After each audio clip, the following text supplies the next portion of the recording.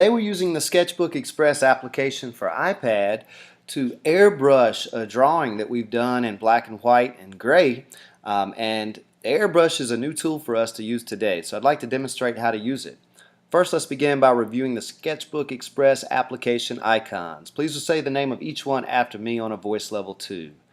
Gallery, Add New Sketch, I for Information, Undo Arrow, Redo Arrow, Brush Editor, Draw Styles, Free Draw, Line Tool, Rectangle Tool, Circle Tool, Symmetry,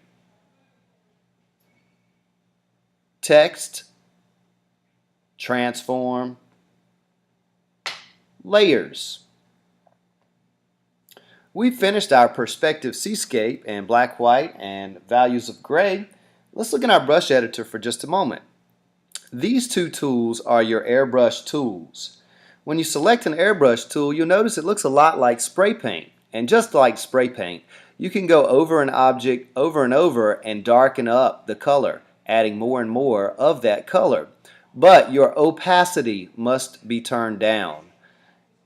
When I slide my opacity slider to the right, you'll see that my color becomes very dark. But if I slide it to the left, it becomes very light and you can see through it. Also, your radius should probably be fairly small as well.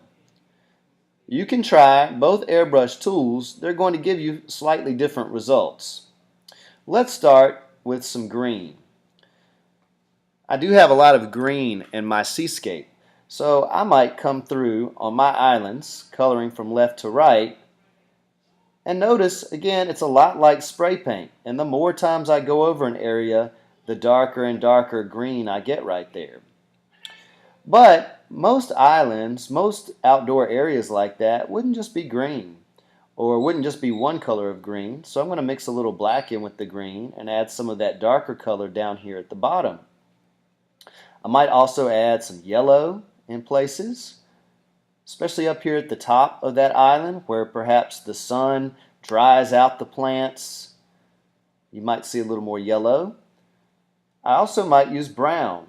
A lot of times people look for brown and they need to go to orange on the color wheel and then move across the rhombus to mix some black in with that orange to get brown.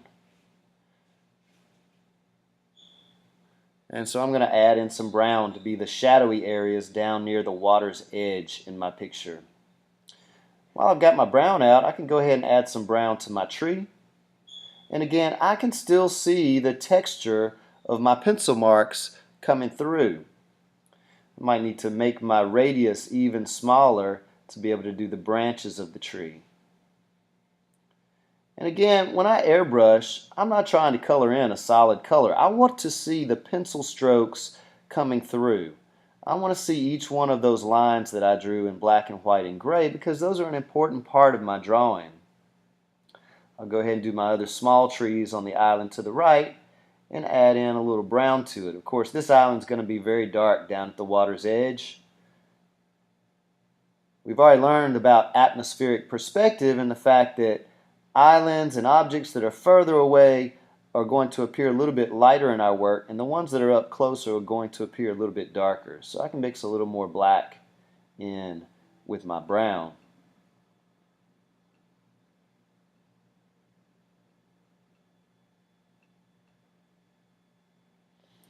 And of course, green is my primary color. Not one of the primary colors, but a primary color that I'm going to use for my trees and the leaves and the vegetation.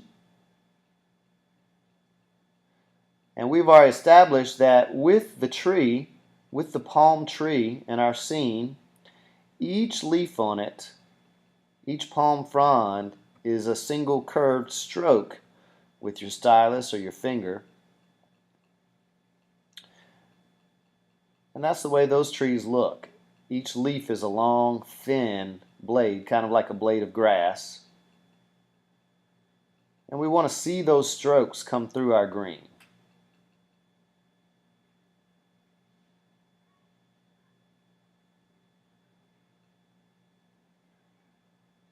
And then of course our water is going to have a lot of blue in it, but it might also have some greens in the water.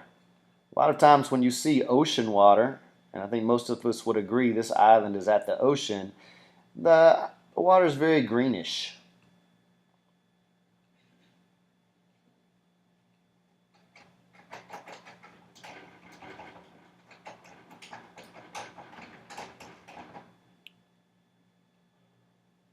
Let's add some blue in the sky. I'm going to start with some really light blue in the sky, and then I think I'll come back with some darker blue in places.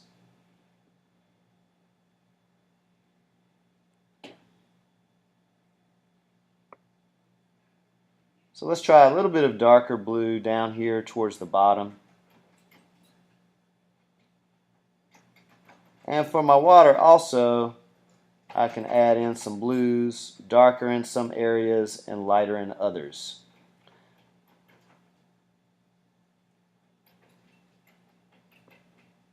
I could add some darker greens also.